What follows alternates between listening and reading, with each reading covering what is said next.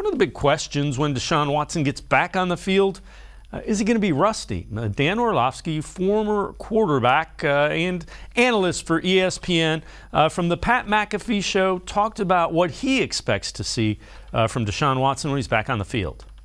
Yeah, he hasn't played in like 2 years. He's been through a lot too. I mean, like that has to be wearing and everything. Do you think he'll come back just as good as he was? And now, who knows how many games he's going to be suspended? Who knows how long the Honorable Sue Robinson will decide for him to be suspended? But everybody's just assuming he's going to be all the way back. Is that going to take a little? Is it like riding a bike? I have no idea. I don't fully think I comprehend the position enough to know. Yeah, the situation reminds me of remember when Michael Vick went away to jail for, I think it was 2 years, right? And he was playing at a incredibly high level. And then he came back and we were all like, he's 2 years older, hasn't played. And all of a sudden he went to Philadelphia and it was almost like he revitalized his career, got another huge contract and played really well. So I don't want to minimize it as it's just like riding a bike, but I don't think it's going to be he's going to go from a guy who had one of the historically best passing seasons ever to, he's playing backup quarterback level ball. So I think Deshaun, after a couple games of getting back on the field playing wise, is going to be playing at an incredibly high level again.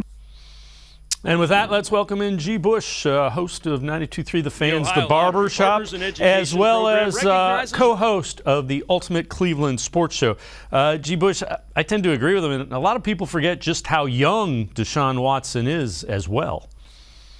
Yeah, and I think one of the things that we got to take into consideration is he hasn't been sitting around the house chilling. I mean, he has world-class facilities. He's a very wealthy individual. And one of the things that you do when you are off of football, you are still working with a quarterback coach. You're still working with a trainer. You have a regiment that you're performing. And one of the things that also helps Deshaun Watson a little bit is the fact that he's had 2 ACL tears, one back in high school and college and another one with the Houston Texans. So if you probably ask Deshaun Watson right now, he'd probably say his body feels probably the best it's felt in a long time.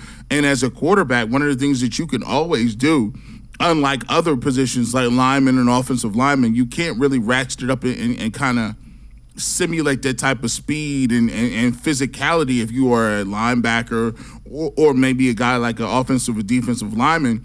You can't really get a bunch of 300-pounders together and get out there and go pass rush with one another and work on your moves.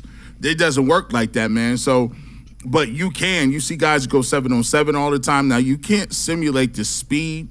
And obviously, they're not going to be giving him disguised looks and blitzes and all that other stuff. But from what I saw in the mini camps, he looks like he's just, even the difference between him and some of the other guys, watching